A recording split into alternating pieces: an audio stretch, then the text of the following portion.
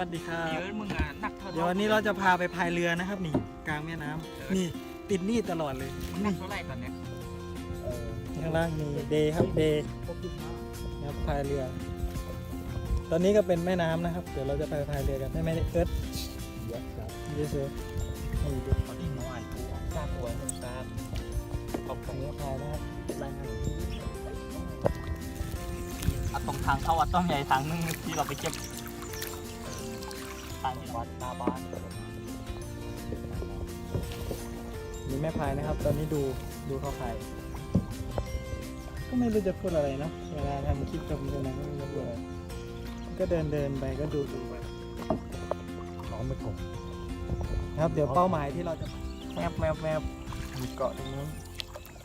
ตอนนี้ได้ขึ้นเดียว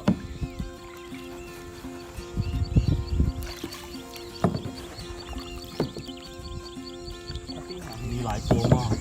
ยังกับว่า แม่ละพี่ป่า ปลาอะไร ป่ามันกัดพวกมากินใบไม้อ่ะ อ๋อกินใบไม้ข้างบนมีรังนกกระจาบด้วยนะครับนี่แวบรังนกกระจาบใช่ไหม ใช่ เต็มเลย ข้างๆก็มีธรรมชาติมากๆไม่มีเห่อเนาะ ก็ต้องเป็นปลาตะเพียนขาวมันชอบมากินยอดหญ้าปลาตะเพียนขาวตัวใหญ่ด้วยนะ ดูดิครับป่าธรรมชาตินะครับแม่น้ำใสมากเลยเนี่ย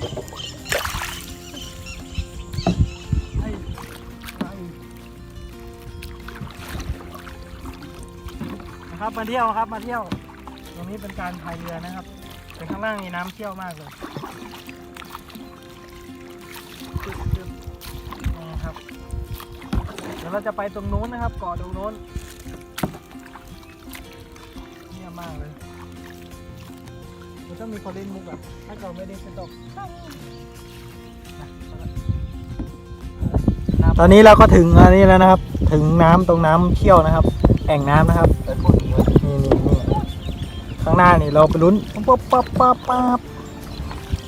โคมครับต้นชมเบิร์ดนะครับถ้าใครอยากทอดไข่ก็เอาไปกินได้นะครับนะครับน้ำเชี่ยวครับน้ำเชี่ยว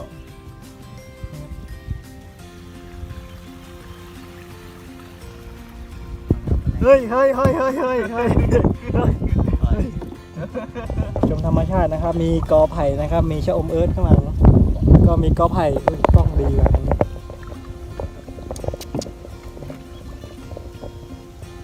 นี่เสียงเหมือนคนเลย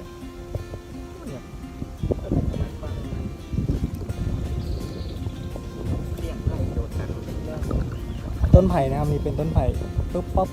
บกระดับปั๊บโอ้บรรยากาศล่องตามแม่น้ำนะครับวันนี้เรามาวันที่2เนาะวันแรกเรามาสำรวจแล้วนี่ยังไม่เจอจระเข้สักตัวเลยครับตอนแรกจะมาหาจระเข้ยังไม่มีจระเข้สักตัวเลยแต่เมื่อวานเจอน้องจระเข้ไป2ตัว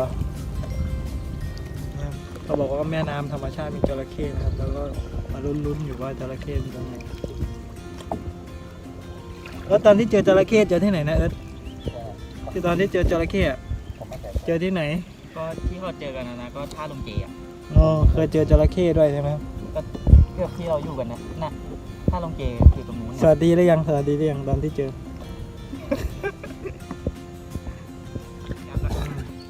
เป้าหมายแล้วนะครับ ต้นอะไรนะต้นจามจุรียักษ์แป๊บเข้าไปธรรมชาติมากๆแต่น้ำก็ขึ้นเท่าเมื่อวานน่ะเนาะ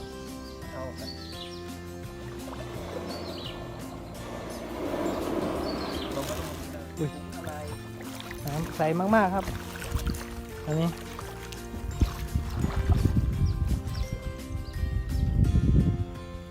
ครับมีนักท่องเที่ยว2 คนนะครับตอนนี้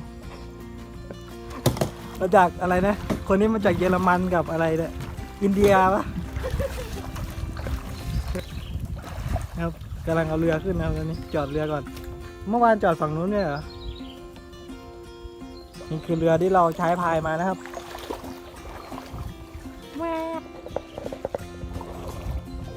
น้ำใสมาก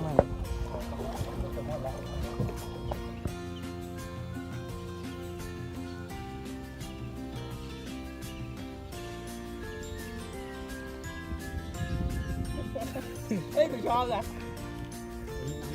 วันนี้จะกลับแล้วนะครับ น้ำแรงนะครับ ตอนนี้เดี๋ยวเราดูไปเอาเลย อักษรที่ชีวิตเปลี่ยนแล้วตอนนี้ เอาเลยไป โอ้ยใส่ยักษ์ใส่โหดวันจะพายเรือฝั่งนู้นนะ นี่น้ำเชี่ยวแล้วเนาะดูข้างหน้าเป็นน้ำเชี่ยวนะครับพายเรือชมคลองดูความแห้งแล้งดูความร้อนนะครับดูที่จริงไม่ใช่อะไรมันเหนื่อยไม่ช่วยครับจะลงไหมนี่ ไหวโถเดียวเมื่อวานนี้เข้าล็อกลึกเอ้ยเข้าล็อกไม่แรง เชี่ยวเลย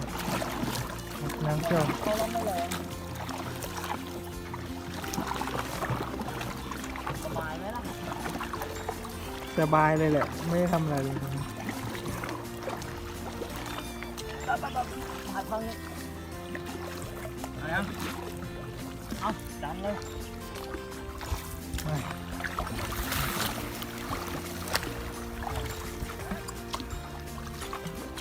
ไม่หายก่อน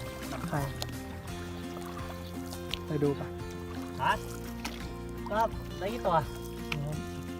ก็ที่บ้านกูมีแต่ปืน ลองลงครับแล้วก็จับปึ๊บ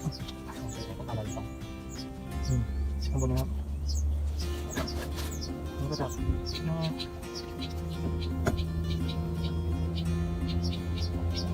ตัดครับดูกัน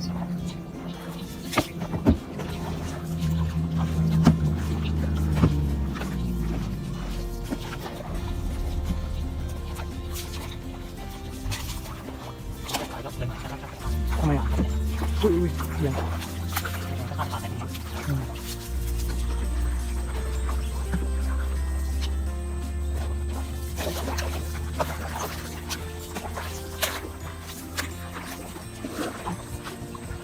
คนกำลังมา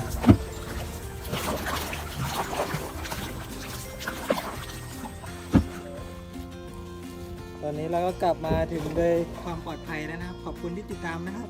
วันนี้ไปขี่อะไรนะพายเรือพายักอะไรนะ คายักษ์ คายักเล่นเฉยๆนะครับแค่นี้นะครับ